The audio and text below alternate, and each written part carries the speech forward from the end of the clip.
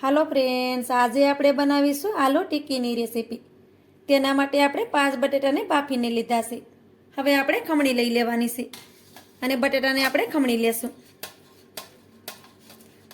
તો આ રીતે બટેટાને ખમણી લેવાના. બધા બટેટાને આપણે આ રીતે ખમણી લીધા છે. હવે તેમાં આપણે લીલા ધાણા નાખી દઈએ. થોડાક આપણે ચીલી ફ્લેક્સ નાખી દઈએ. થોડાક આપણે તીખા મરચાંના ટુકડા નાખી દઈએ. તીખું તમે તમારા પ્રમાણે ઓછું કે વધારે કરી શકો. થોડોક આપણે સંસળ પાવડર નાખી દઈએ.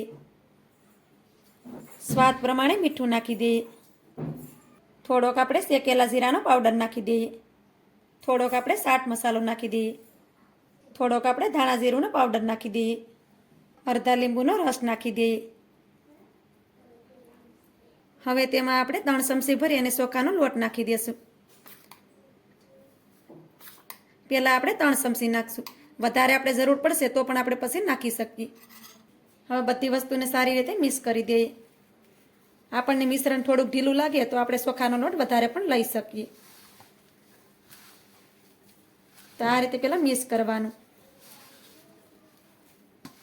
તો આ મિશ્રણ છે તે વધારે થોડુંક ઢીલું છે તો આપણે એમાં 2 ચમચી ભરી અને ચોખાનો લોટ વધારે નાખી દઈશું.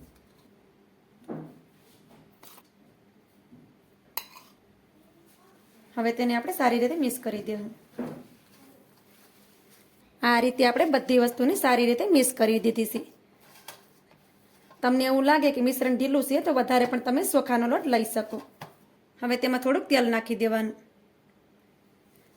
તેને પણ આપણે સારી રીતે મિક્સ કરી દઈએ, જેથી કરી આ મિશ્રણ છે તે આપણા હાથમાં ન ચોંટે.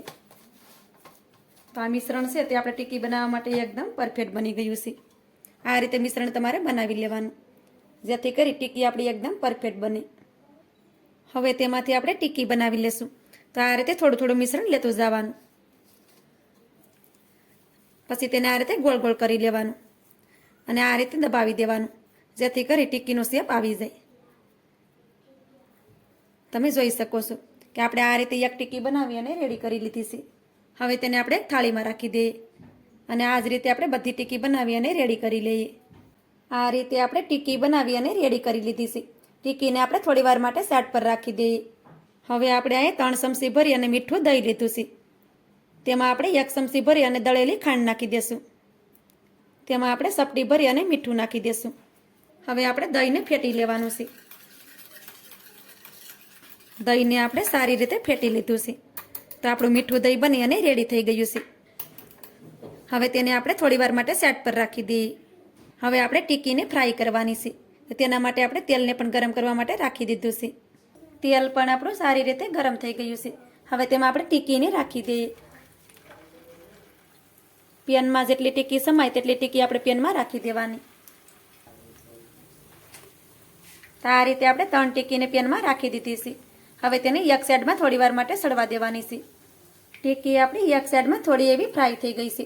હવે તેને બીજી સાઈડમાં પલટાવી દેવાની.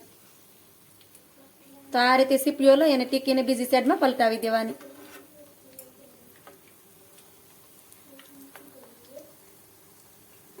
હવે તેને બીજી સાઈડમાં પણ આપણે સડવા દઈએ.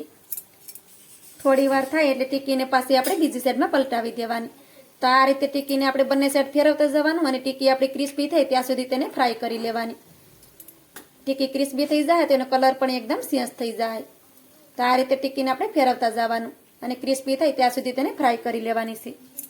ટિક્કીને આપણે બંને સાઈડમાં ફેરવતા ગયા છે અને ટિક્કી આપણી ક્રિસ્પી થઈ ત્યાં સુધી આપણે તેને ફ્રાય કરી લીધી છે. ટિક્કીને તમે જોઈ શકો છો કે તેનો કલર પણ એકદમ ચેન્જ થઈ ગયો છે અને ટિક્કી પણ આપણી એકદમ ક્રિસ્પી બની છે. તમે જોઈ શકો છો. હવે તેને કાઢી લઈએ. ટિક્કીને આપણે આ રીતે ઝારામાં લઈ લેવાની છે, જેથી કરી તેમાં તેલ હોય તે બધું નીકળી જાય.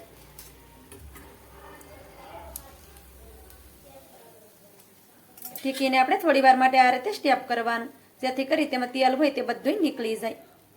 ટિક્કીને તમે જોઈ શકો છો કે ટિક્કીમાં બિલકુલ પણ તેલ રહેતું નથી.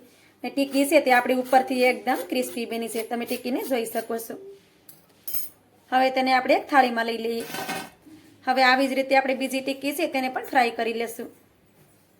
આ રીતે આપણે બધી આલુ ટિક્કીને ફ્રાય કરી લીધી છે. આલુ ટિક્કીને તમે જોઈ શકો છો કે આલુ ટિક્કી આપણી એકદમ ક્રિસ્પી બની છે. આ રીતે તમે આલુ ટિક્કી બનાવશો તો આલુ ટિક્કી એકદમ ક્રિસ્પી બનશે અને ખાવામાં તો ખૂબ જ ટેસ્ટી લાગે છે. હવે આપણે આલુ ટિક્કીને સર્વ કરી લેશું. આ રીતે આપણે એક ડીશ લઈ લેશું. તેમાં આપણે 3 ટિક્કીને રાખી દેશું. તો આ રીતે આપણે 3 આલુ ટિક્કીને એક ડીશમાં રાખી દીધી છે. તમારે તેને એમને ચટણી સાથે ખાવી હોય તો પણ તમે ખાઈ શકો. હવે તેની ઉપર આપણે મીઠું દહીં નાખી દઈએ.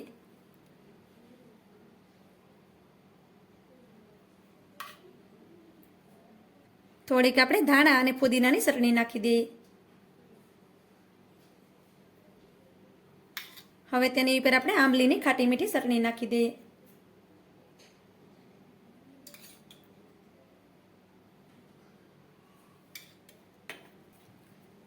હવે તેની ઉપર આપણે થોડોક શેકેલા જીરાનો પાવડર નાખી દઈએ. આ રીતે શેકેલા જીરાનો પાવડર નાખી દેવાનો. થોડુંક આપણે મીઠું નાખી દઈએ. થોડોક આપણે ચાટ મસાલો નાખી દઈએ. થોડોક આપણે લાલ મરચુંનો પાવડર નાખી દઈએ.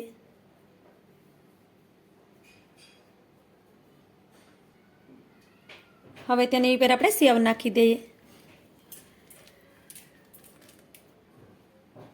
ઉપરથી આપણે લીલા ધાણા નાખી દઈએ. તમારી પાસે દાડમના દાણા હોય તો પણ તેમાં નાખી શકાય, પણ અત્યારે મારી પાસે નથી એટલે મેં નથી નાખ્યા. તો આ રીતે આપણે આલુ ટિક્કી બની અને રેડી થઈ ગઈ છે. તો આ રીતે આલુ ટિક્કી તમે પણ બનાવજો. ખાવામાં તો ખૂબ જ ટેસ્ટી લાગે છે. તો મારી આજની રેસીપી તમને સારી લાગી હોય તો લાઈક કરી કોમેન્ટ કરી દેજો. ચેનલ પર નવા હોય તો ચેનલને સબસ્ક્રાઈબ કરવાનું ભૂલતા નહીં. તો મળીએ એક આવી જ નવી રેસીપીની સાથે. ત્યાં સુધી બધાને જય માતાજી.